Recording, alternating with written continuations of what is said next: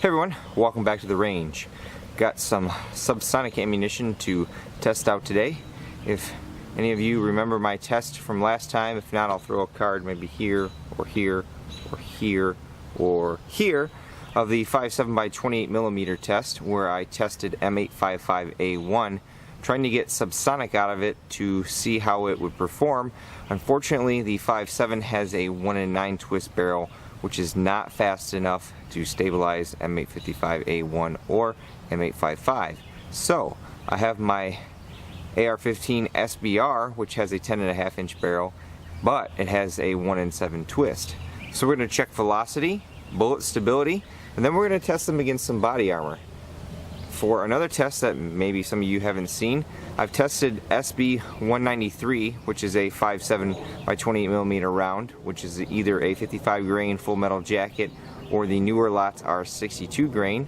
They're just a plain Jane lead core full metal jacket, but they have the ability to penetrate multiple panels of soft R.A.N.G.E and some of the thinner rigid polyethylene panels. So we're going to test these two today to see if they can mimic that performance. And while we're at it, we've had some other theories that people have brought to us about the 9 by 39mm round, the AP version of that, being able to penetrate level 4 body armor. And I don't have 9 by 39 yet, let alone the AP, but we've got M2 AP that we're going to test to see if that's subsonic as well, and we'll shoot that against the level 4. And we'll just kind of lump this into a big giant, hey, can subsonic penetrate armor? Let's get set up for this test. Okay, we're testing some subsonic ammunition. This is M855 loaded with 4.5 grains of Trail Boss. This is a 10.5 inch barrel. We're going to check for velocity and bullet stability.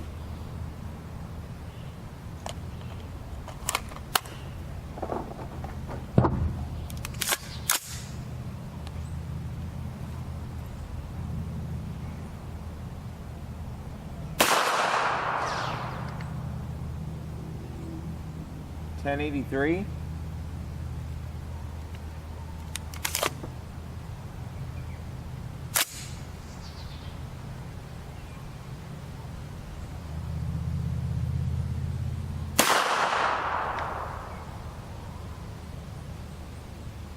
.1064.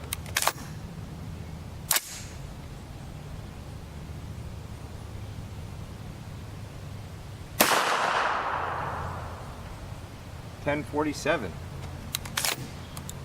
Okay. Now we'll check the same with M855A1.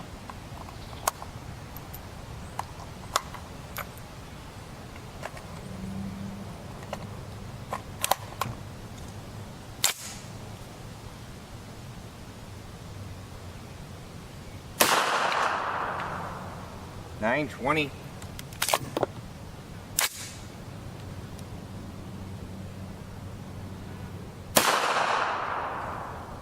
.946.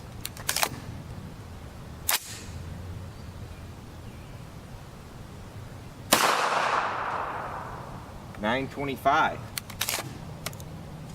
Okay, now we have 4.8 grains of Trail Boss. Back to the M855. After we're done shooting these, we'll go check the target for bullet stability at approximately 15 yards. .1064.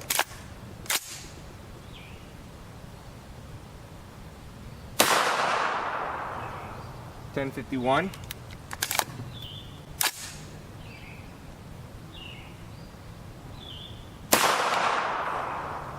.1084.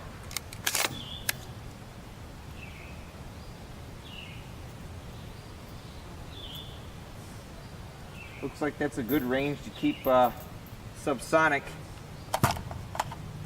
in the M855. Now for the A1, let's see where we're at.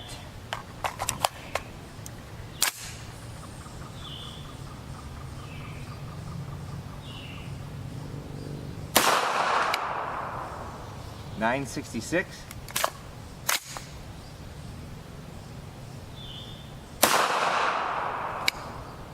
982.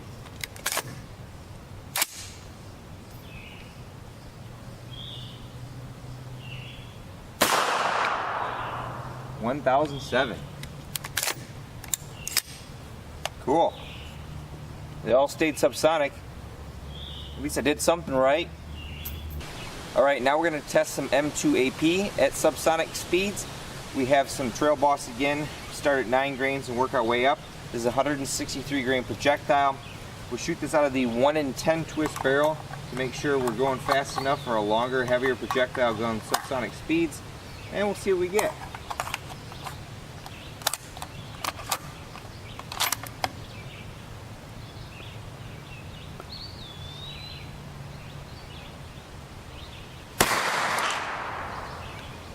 $9.89.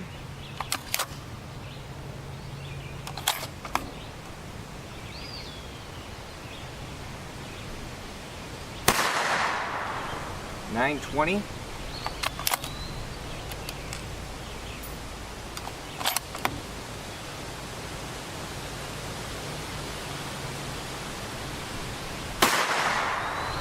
$8.71. Okay.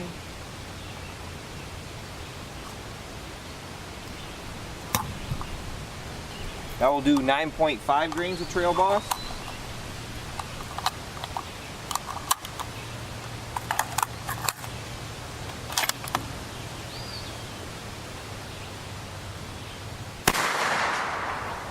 $9.12.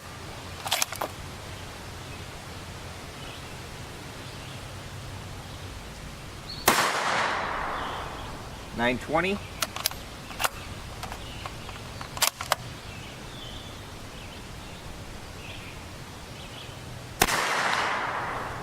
$9.29.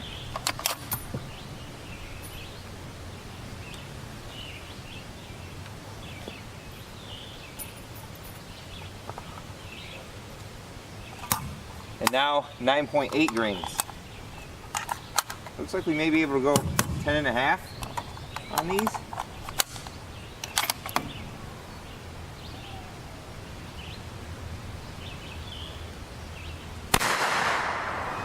$9.41.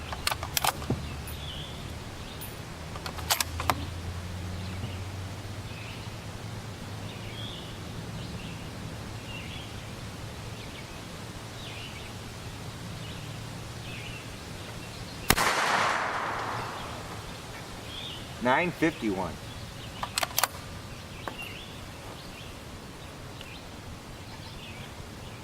Let's go check our target for stability. There are our 3 group types. Say I'm very pleased there. I got good clean holes at approximately 15 yards, which when I've tested this before out of the 5.7, that has a 1 in 9 twist barrel, and it's simply not fast enough for this longer projectile to stabilize at subsonic velocities. So we know that the 1 in 7 twist barrel definitely can stabilize these 62 grain projectiles going subsonic. Here's our subsonic M2AP. Good, clean holes out of that at 15 yards. I'd say it's pretty good. Usually, if we have any stability issues, you notice them right away at 15 yards, and you've got keyholing or really wild accuracy results, and they're staying within each other. You know, I'm moving some of them just to make sure I'm getting good clean holes. So that's a good positive note.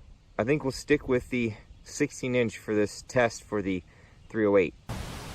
Okay, now that we've checked our velocity and we've substantiated that we are subsonic and that they are stable, let's test them against a piece of body armor. We have an AR-500 armor level 3A R.A.N.G.E, pretty much a budget run-of-the-mill, meets the NIJ level 3A specifications, approximately 15 feet. We have a clay briefcase as a backer. Our clay's nice and warm, so we should get a good representation of back face. We have our Prochrono digital as always. Hopefully you can see the velocity on the screen there. I should work on getting a bigger monitor or something out here so you can see velocities better, but this is a lot easier than trying to run a B-roll camera on the chronograph and constantly moving it around. So first up, we'll shoot the M855, then the A1. What I've been trying to do lately is roll a picture of the round down in the corner so you guys can see a close-up of what it actually looks like, because it's kind of hard sometimes when I'm out here by myself to zoom in on the ammunition, get it to focus, and then zoom out.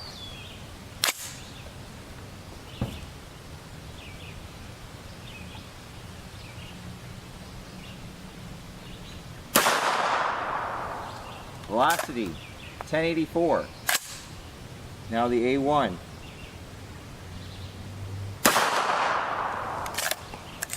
$9.84.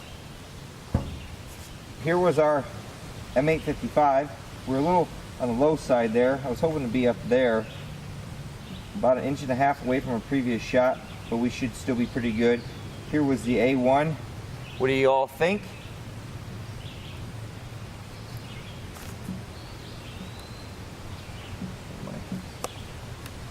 Strap out of the way here.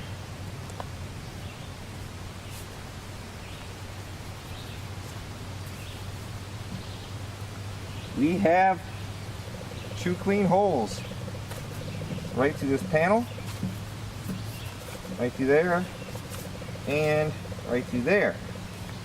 So since it can penetrate 1 panel, let's try 2, and then if it can't stop it then I have some rigid level 3A plus that we can try.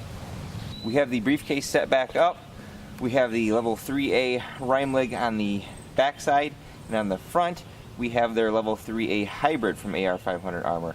It's a little more of a premium offering. It's rated to stop 44 mag at 1600 feet per second, whereas typical 3A is rated at 1400 feet per second. Same order, the M855, then the M855A1. We may have to adjust the chronograph after each shot. I'll put AR500 Armor's link in the description below. They have quite a bit of offerings, from steel armor to polyethylene to ceramic, or their soft offerings.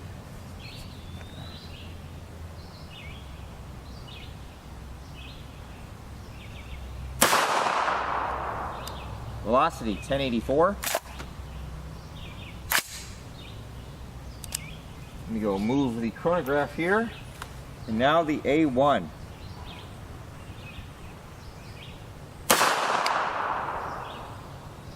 $10.64. I was really low on that shot. Let me load another one. Sorry about that. Oh.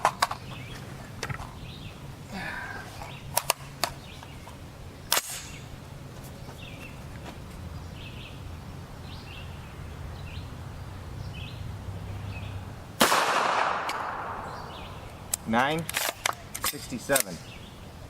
Here was our M855 shot, right on the money that time. The A1 is low there on the first one, and right where I wanted it on the second one. I should have took a little more time there. What do you guys think?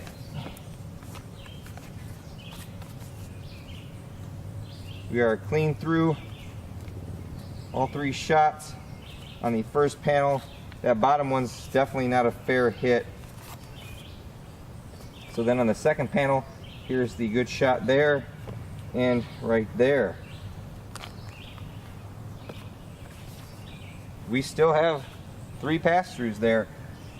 One there, and one there. Obviously this one has a little more damage down there because it didn't have much plate to stop. I kind of have a feeling, based on our performance that we've achieved in the past with SB193, that we're going to need a rigid panel to stop this. So give me a second and I'll set up for that test. Our rigid plate of choice is the RMA Armaments Model 0226 plate. This is a 100% polyethylene plate. Same order as always. The M855 first, then the A1.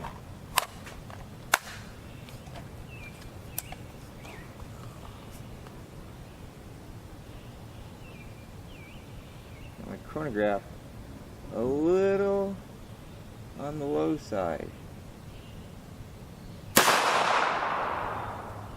Velocity 1142. That one was supersonic just by a hair. Now the A1.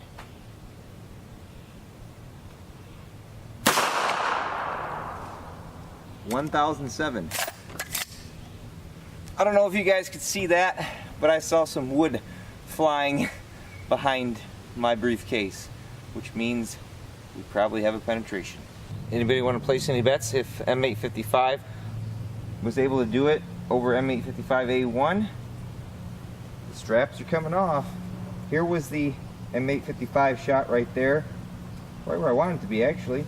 It's a 1/4 of an inch off to the left. The A1 shot, 1/4 inch up and to the right, but far enough away from subsequent shots to make them good valid hits. We have 2 holes there, everyone. Penetration's clean through. Those are some interesting results. We've tested M855 and A1 before at SBR barrel length velocities, and we were able to stop them in the shorter barrel length against the level 3 1078 plate from AR500 Armor/RMA armament. We may need to get that plate back out, but in a real world scenario, these velocities that we're hitting here subsonic are equivalent to about 450 to 500 meters out. So if you engage someone at that distance and you were able to hit them and they were wearing soft armor, you have the potential to penetrate that soft armor. How much damage it would do after penetrating, it's hard to say. I didn't have any gel blocks today, but more science data, because for science. Now let's test our M2AP subsonic theory. This is a level 4 plate from MILITECH. This is actually a new offering. This is their alumina oxide level 4, 6 pounds. It actually has strike face foam protection on it, like NIJ 06 calls for. We remember the drop test rig clay this time, so as always we drop test 2 times per NIJ standard to the best of my ability. Let's go throw this on the briefcase and run our test. So we've verified that we have good velocity and stability out of these. We have our Yankee Hill Phantom M2 attached to here. We have the plate backed out to approximately 45 feet with our giant clay briefcase. We have a few spots marked.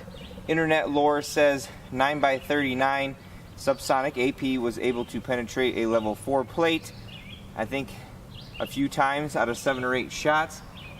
Again, I don't have 9x39. We're just going based on a theory of a slow moving projectile that is less prone to being broken apart because it's not traveling at high speeds. This may be a complete fail. We're gonna find out.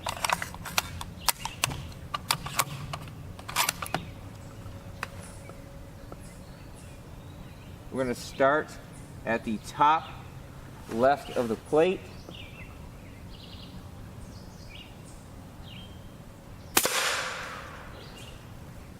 Velocity 901.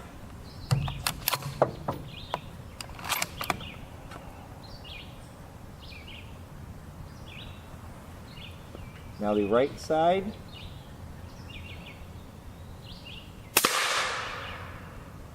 $973. Back to the left side.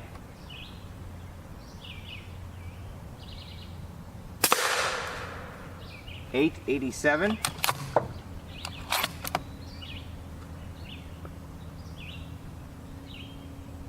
Right side again.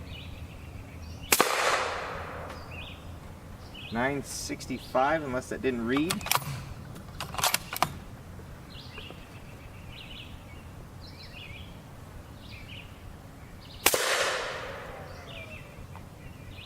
$1020.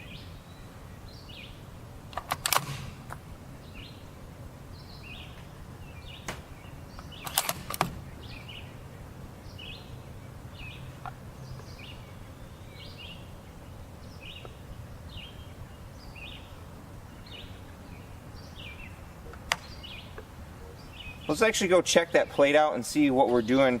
I'm hearing some ricochets, so either it's penetrating or something else is coming off the plate, and let's be a little on the safe side.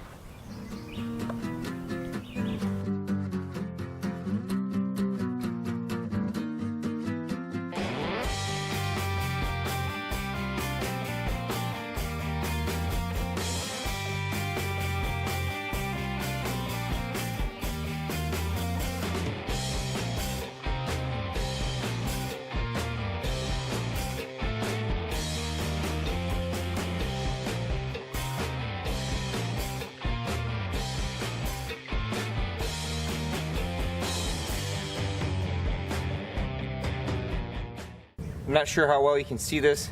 I have a B-roll camera there. I feel trying to do the tripod is a little better than me shaking with my phone. But here's shots 1, 2, 3, 4, 5. And if you can't tell, you should be able to see. Here are the bullets. The core's still there on the first shot.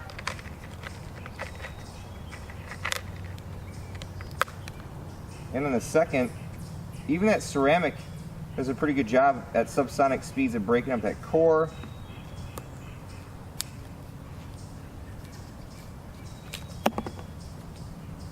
There's the third, the fourth's in there, and the fifth sticking down there.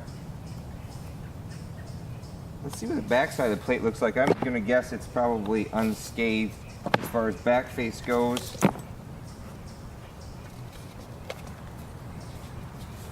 Yeah, there's some dimples on the back side there, but nothing to write home about. I sure would like to be able to get my hands on some 9x39 to test this theory that I've read about where it's able to penetrate a level 4 armor. Now, the 9x39 is significantly heavier than even this. I do believe it's in the 250 to 290 grain area, and it has a completely different design. I do believe it has an exposed penetrator, which may help its case here. Just wish I could get my hands on some. But as far as M2AP being subsonic and its ability to penetrate a level 4 plate, I'm going to say that myth is busted.